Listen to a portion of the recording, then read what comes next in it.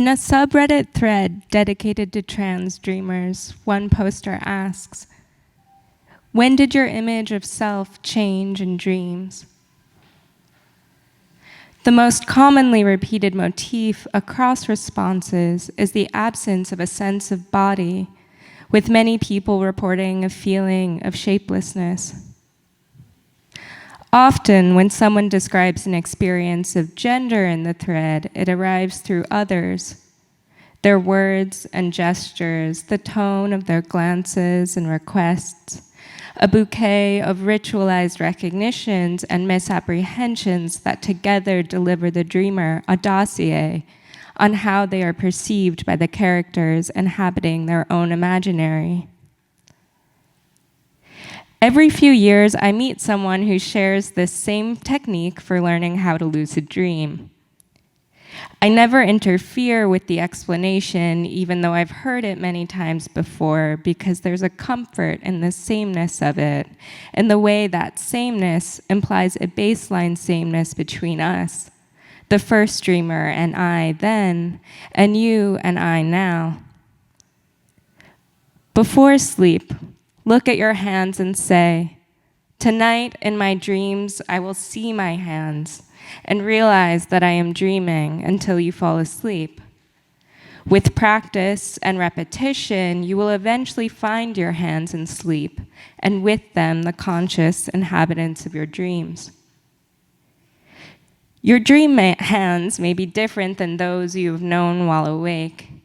When I first found mine, sheathed in bands of moving color that disintegrated almost as soon as they arose, my amazement pinned me back to that waking promise.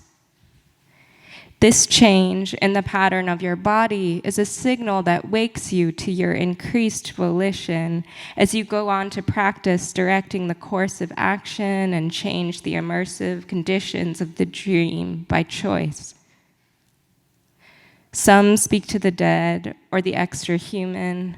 Others invert their nightmares to ride tidal waves as if they were a breeze. This would not be possible without the memory of your hands from waking life, their familiar pattern of shapes, sensations, and habitual motions. Surely, the breach of that pattern unlocks the awareness of dreaming, but their stunning transformation would be automatic, and thus somewhat meaningless without its contrast to the first. It is this cut between the automatic and its gorgeous breaking that acts as the key.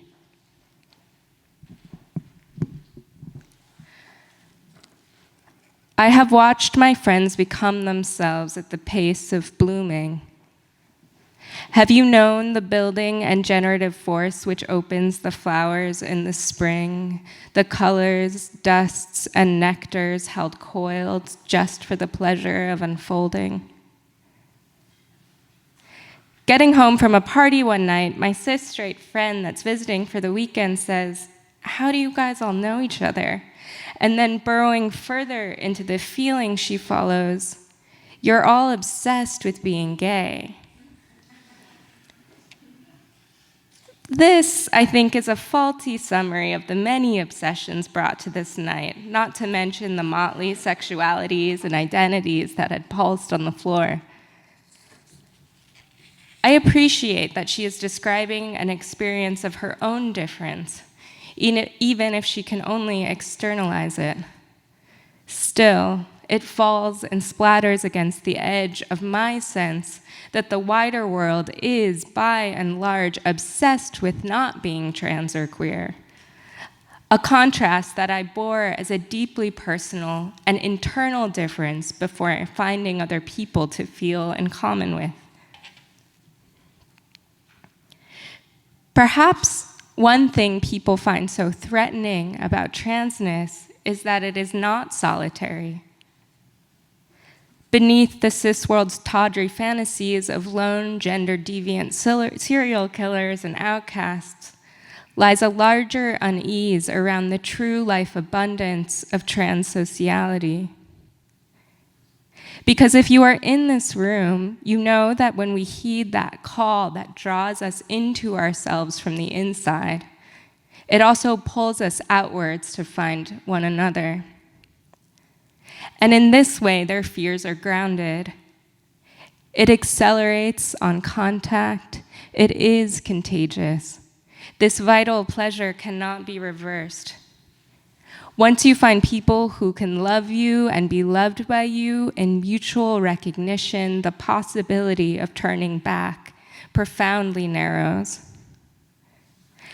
I believe this is one of the critical truths about trans people, that to create oneself and a community of fate in this way easily draws forth the possibility of the recreation of the world. In accordance with the callings of the heart, for joy unshadowed by the threat of violence and manufactured impoverishment, for safety from oppression, for loves unbounded from cis heteropatriarchy and its conditioned relays of dominance and banished difference. To break from bad inheritance personally is to know that the edge of an encompassing and shared transformation is right here.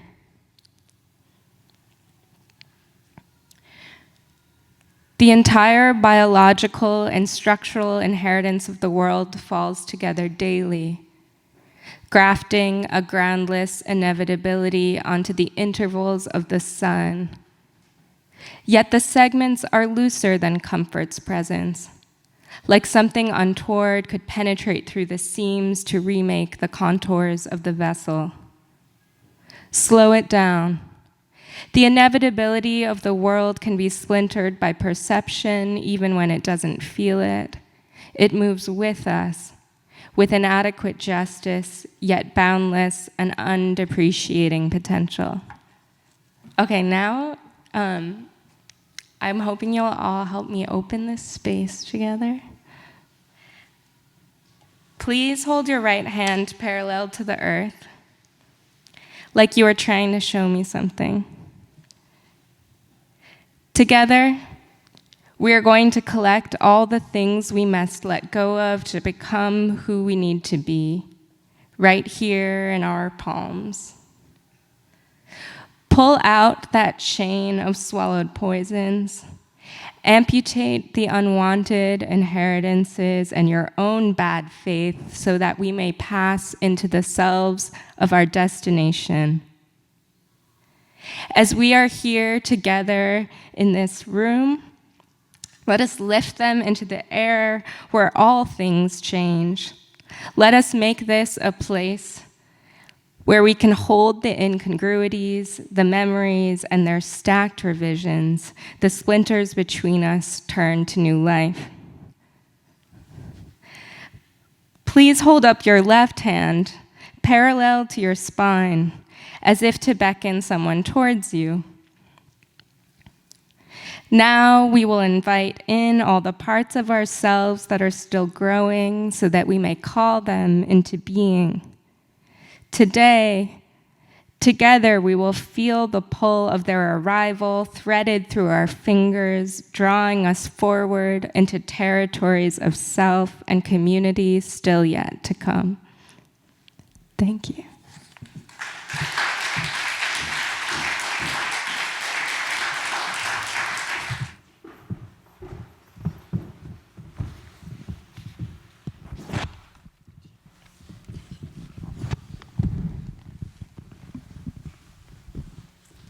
Hi, everyone. This is our opening panel. I'm Dao Tran.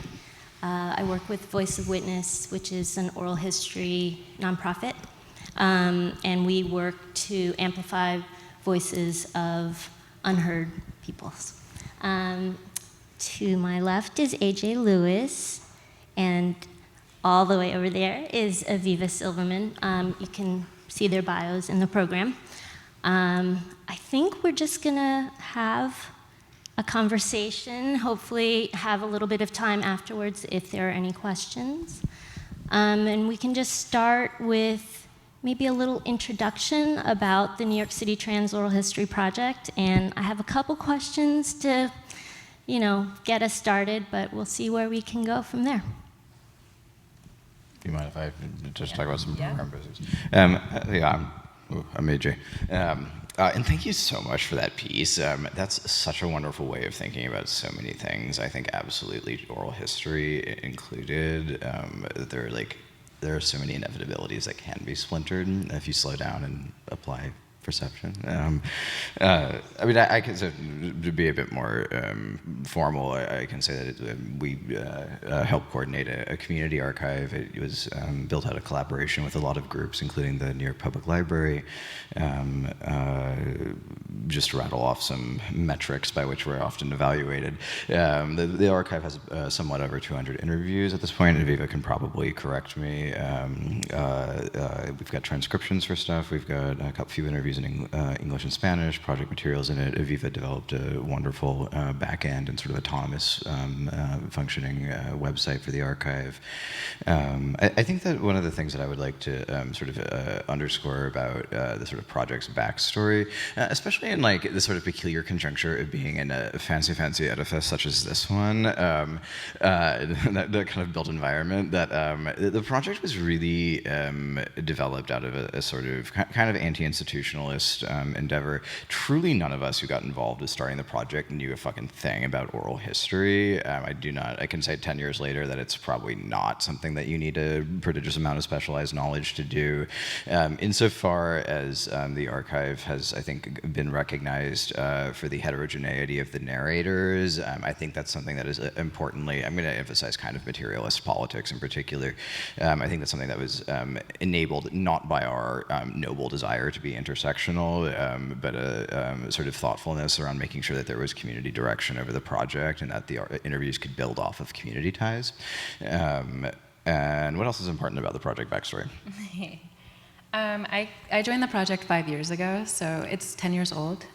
And amidst joining, we had a larger collective. It was a different time. There's been so many different volunteers, so that's one thing. There's been so many hands in the project of people that are not trained. I am sort of been trained through the project, but I don't have a master's in library science. I had no prior knowledge of oral history through any tradition. But yeah, through interacting and volunteering, I've now become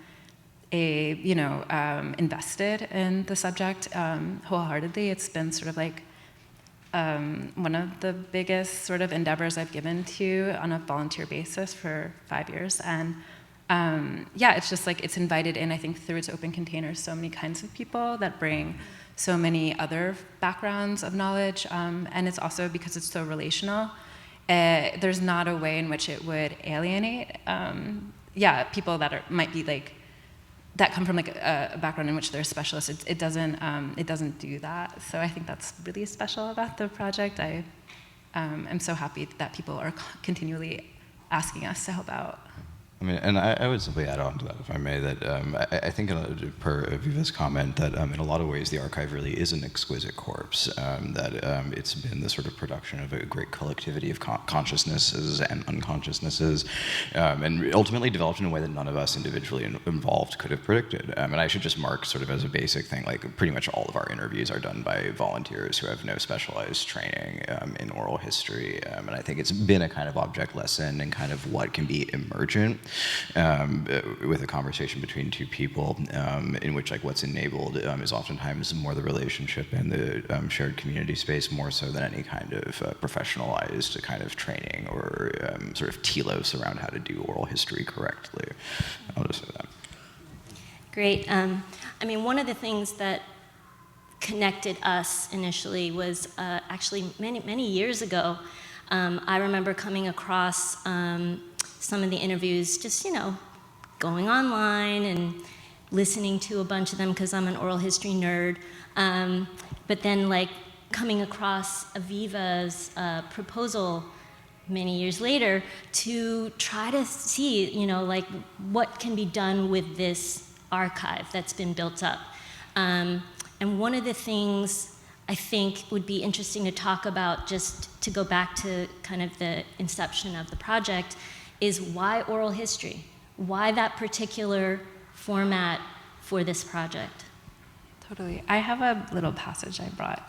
It's from an essay called The Peculiarities, can't say that, of Oral History. It reads, tonal range, volume range, and rhythm of popular speech carry many class connotations, which are not reproducible in writing, unless it be inadequately and partially in the form of musical notation. Often we flatten speech and the emotional content down to the presumed equanimity and objectivity of the written document. That is even more true when folk informants are involved. They may be poor in vocabulary, but even richer in the range of tone, volume, and intonation, as compared with middle-class speakers who have learned to imitate in speech the dullness of writing. I mean, that's also like a wonderful passage that captures how difficult it is to answer that question. You know, I mean, there's like lots of like old-timey boring answers to like all the reasons to center, you know, absent voices, which is like, those are all true, right? Yeah, it's really difficult to answer like why oral history, especially, you know, as that passage kind of illustrates, there is so much that is not captured in the like resultant archive, and we've been trying to think about that sort of event, the experience, the encounter that folks can have in the course of having an intimate conversation, which has a public witness, right? The tape recorder running. You know, for us, it's been I don't know, I don't want to speak for all of us, but like I think for all of us, it's been a kind of exquisite corpse kind of like praxis of sort of like experimenting with different approaches of involving people in this process, and definitely paying a lot of attention with interest to what comes out of the archive. But I'm not sure we always know what it is that seems to be mobilizing or engaging I think it. But please, for me, since I started with the model of peer-to-peer, where I just interviewed people I knew, and then slowly I was like, what is the ethic of oral history? It's like, who deserves to be humanized? Who hasn't had a record? Whose record has never been preserved? What does it mean to preserve a record? What are the ethics around this sort of work, which obviously has a huge history in the westernization of oral history? And so for me, I was like, this has to be an organizing tool for people that don't have power, that don't have a site of explanation on their own behalf. And so one of the most life-changing moments was when I interviewed a friend who had just left prison and had sort of like in the process of being released without any form of support, was arrested. And there was nothing about her anywhere. And so they used my oral history in court to render aspects of her life in her voice, which is literally the utility of oral history. It's like that people on their own behalf can say their story. And so that kind of showed me, and it was like a life-changing moment for me to understand like the power of what it means to have a record on your own terms. Mm-hmm. One of the things I find really interesting in talking with you both this morning is how you felt like you had to qualify how much you didn't know about oral history. And I feel like, oh my goodness, if we can get anything, it should be that oral history is from us, for us, and that it doesn't have to be anything else. You know, the whole professionalization of, you know, study of people, that is not what we want to reproduce at all. And it feels so important to talk about, you know, what it means to disrupt being the objects of study and to have your voice and other people's voices as being, you know, expert voices, as having, you know, expertise about your own lives and your own experiences. So I don't know, Totally. Maybe talk a little bit about that. I just have one. I hosted last week a panel on through Jewish Currents, the magazine, and it brought together a lot of different kinds of oral historians and archivists. And Jenny Romaine, who used to work at YIVO, which is an institute for Jewish research, was talking about how during the war in Eastern Europe, there was a lot of people in the shtetl that were trying to preserve their records as they were actively being uprooted, and how there were just so many fragments, and people were just like storing them under floorboards and like having to protect them as by any means possible. But that when people were asked, and it was a written record, it wasn't oral, but when people were asked to tell their story, it was thought of as like a talking cure, that to be asked your story and for someone to listen, which is sort of like the base of like psychoanalysis, like it's just like it is some sort of like medicinal way to sort of like humanize and ground someone in their own experience. And I just like love the idea that she, or the framing of her calling it a talking cure. You want to jump in, AJ?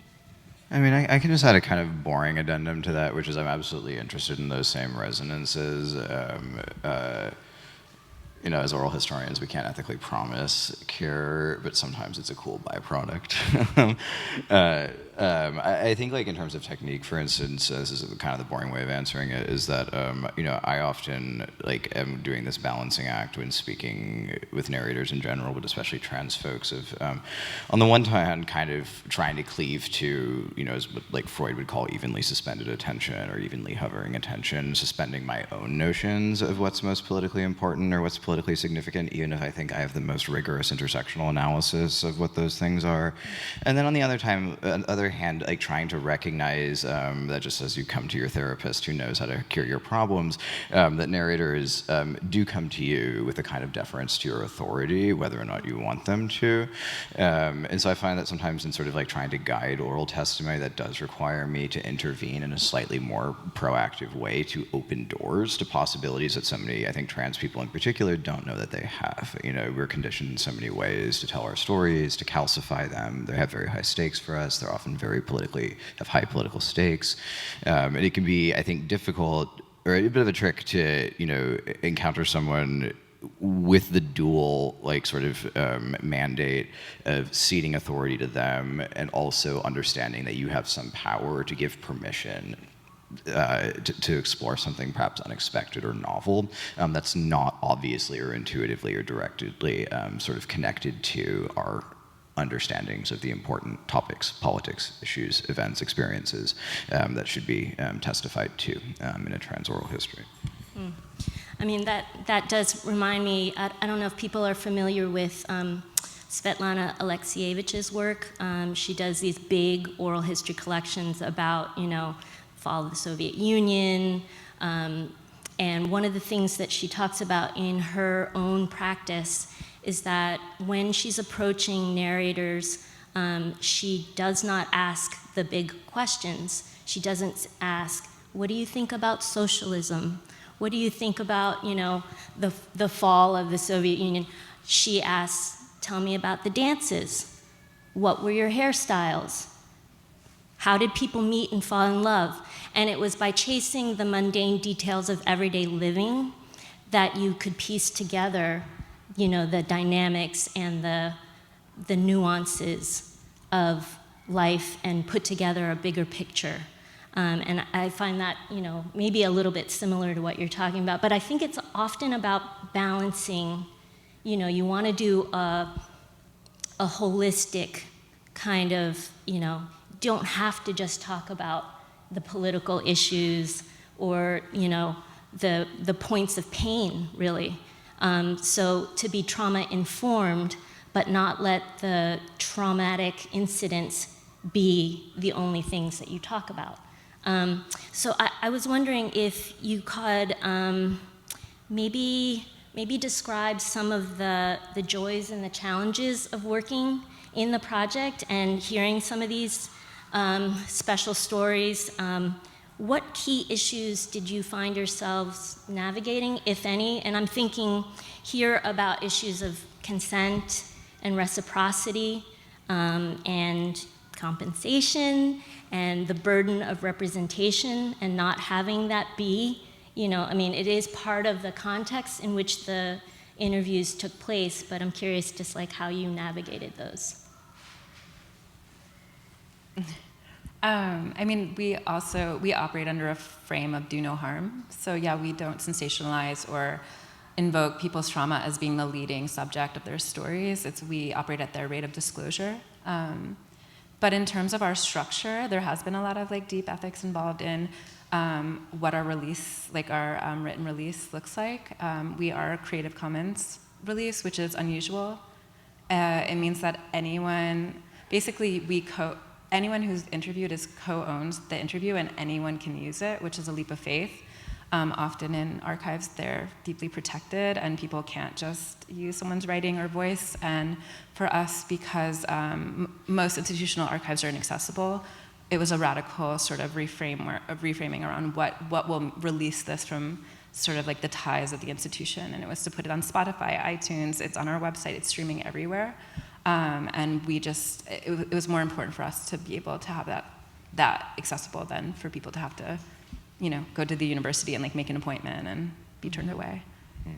Yeah, no, absolutely. I think I would just sort of like add on to Aviva's comment that I think again one of the balancing acts that we've tried to struggle through is of course like a commitment to like ethics and the Hippocratic Oath of oral history, but also recognizing that the politics of like risk, vulnerability, and trauma vis-a-vis trans issues in particular are deeply fraught and have very significant institutional histories. I mean, the example that I often say is that, like, if you take, protecting, vulnerable populations from harm to the logical extreme, and you absolutely want no harm to occur in their encounter with whatever you're doing, you get something like the Harry Benjamin standards of care, which have been, for those who haven't lived through them, quite brutal. So like doing that balancing act of like making sure that we are proactive and attentive and vigilant about the kinds of support and safety that our narrators need, but not having the kind of paternalism that understands that we understand our narrators' safety and well-being better than they do, that we must impose lots of preemptive protectionist measures so that these, compromised, vulnerable subjects, like, cannot, a sensibility that they don't need us, and it's actually not ethical for us to preemptively impose risk management, because like historically these are exactly the protocols that foreclose community direction and foreclose informed consent. So I mean, yeah, I would say that partly that sort of dealing about ethics and reciprocity is an ongoing conversation that we have amongst ourselves and amongst folks who participate in the project, and we try not to, in an a priori way, stipulate what constitutes sort of like risk or harm. I think that's something that we need to gain a posteriority from the folks who participate in the project. And my main sort of like ethic is that like, ethical oral history is accomplished not through gatekeeping mechanisms, not through top-down risk protectionism, but through community direction. Can we talk a little bit about how you've seen the project change over time? Because it wasn't what maybe folks imagined when it started, and it's in a different place now. So maybe some of the insights or lessons that you learned from your narrators, and maybe some of your own reflections from the project? Yeah, collective work is hard. It's just, and being a volunteer is really hard also. It is like, it involves a different sense of labor and conviction and collaboration. So that was a lesson.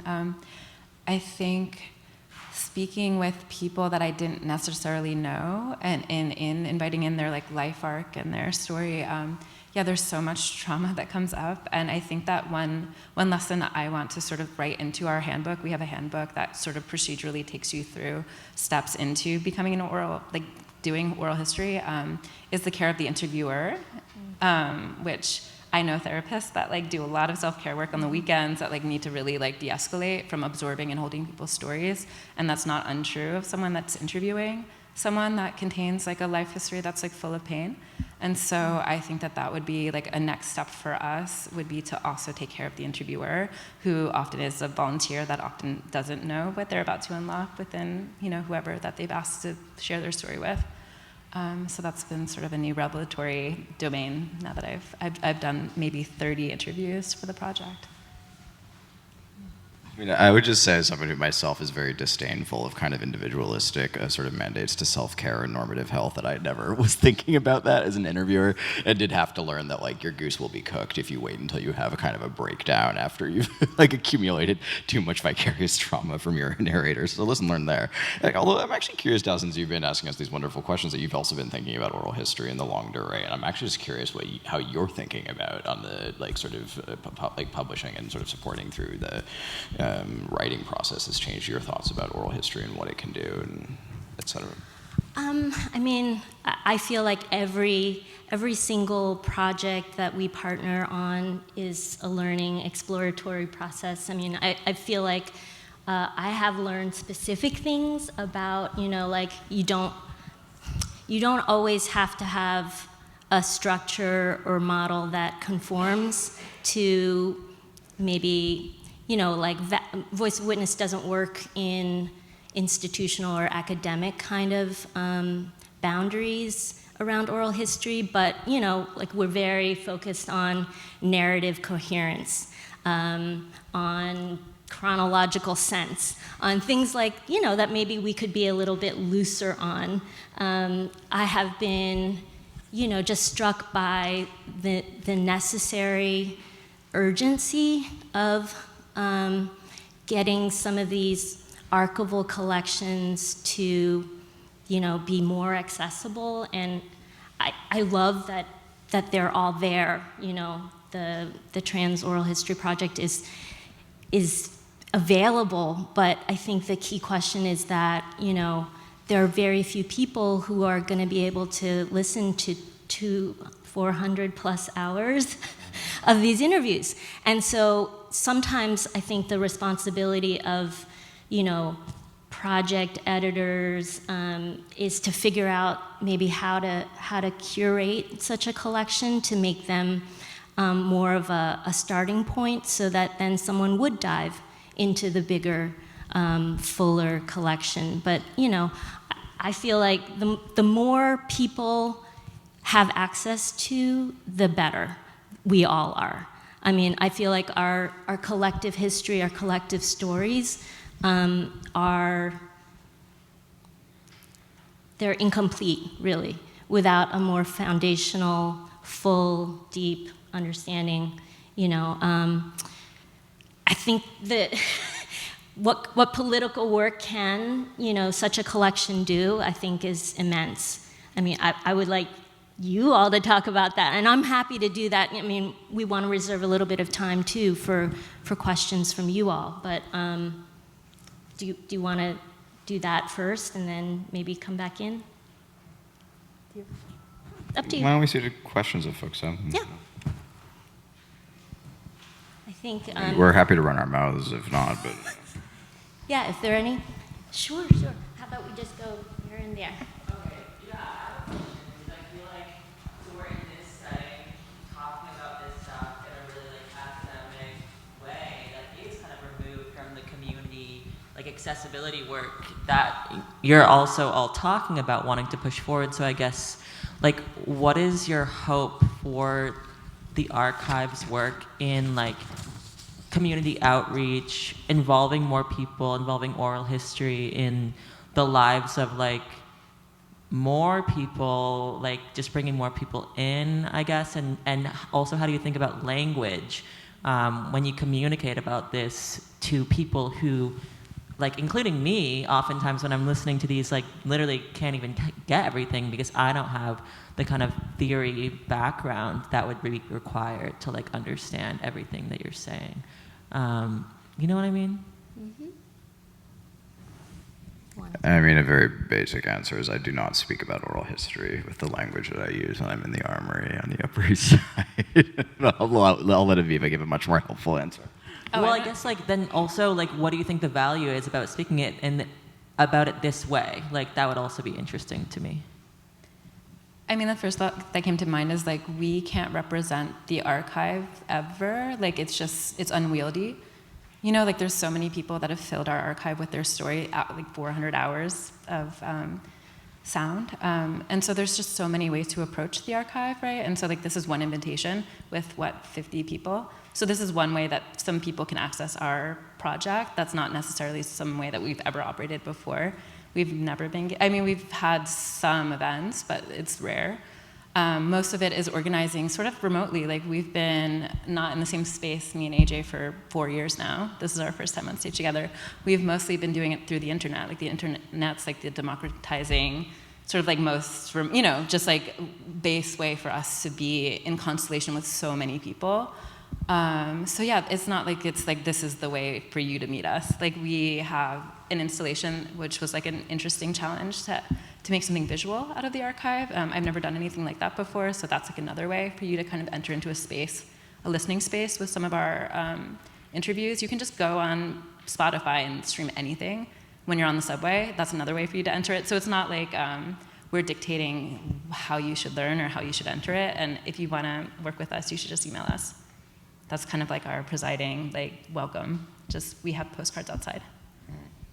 I mean, I would simply say briefly that I think that one of our big mandates has been to understand our roles as facilitators in all the ways. That includes facilitating access. That means providing support that would help that work. That means developing a project design that makes participation as easy as possible and as available as possible to others.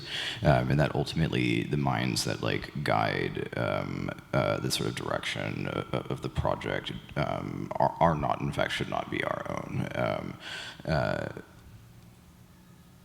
That's a slightly evasive way of commenting on that question. I mostly want to demote my own language in whatever context, whatever my own thoughts are, and try to promote the mind's activities, praxis of others. I mean, I don't know if this answers your question, but I think one of the things we're working on together is trying to figure out like how to have excerpts from the archive in a book that could be read by a high school student, a book that could be used by someone who's just arriving in the United States and wants to know a little bit more about the neighborhood that they're in Queens. You know, that kind of thing. That's part of the what we're working on together. Yeah, I think that'd be one element of that, an important one. Thank you. Yeah. Did you have a question? Did you want to? Hey, thank you. I was wondering, you spoke a lot about oral history, but you didn't speak a lot about the word trans. Like, I was wondering, it's already such a messy category historically, and the project has run during a time when who is using it and where it's being used has shifted, like the terrain has shifted quite a bit. And I was wondering a little bit about what kinds of strategies you guys have used for thinking about, like, what does trans mean as like a container that the project takes shape in? I'll give a brief answer to that and give it to you. I would say that one thing that I think that we, again, sort of like this came kind of post hoc as an organizing sort of rubric, that I think that one of the things that folks have appreciated that I do as well is actually this sort of work to de-exceptionalize trans. I think that folks often appreciate about the archive that many of our narrators do not spend a lot of time talking about that. And I think that's one cool opportunity that the project's been able to facilitate. And we, of course, leave trans open-ended. I'm like, if you connect yourself to this term in some way, of course you can appear in our project. And that's one all question is like, what parts of your identity are the most important to you? And yeah, that's not like always the headliner, although they are invited to, come into the project through that auspice. I think I got the sign that we're out of time, unfortunately, but great to be in this space with you all, and hopefully we can continue the conversation. Yeah, thank you. Thank you.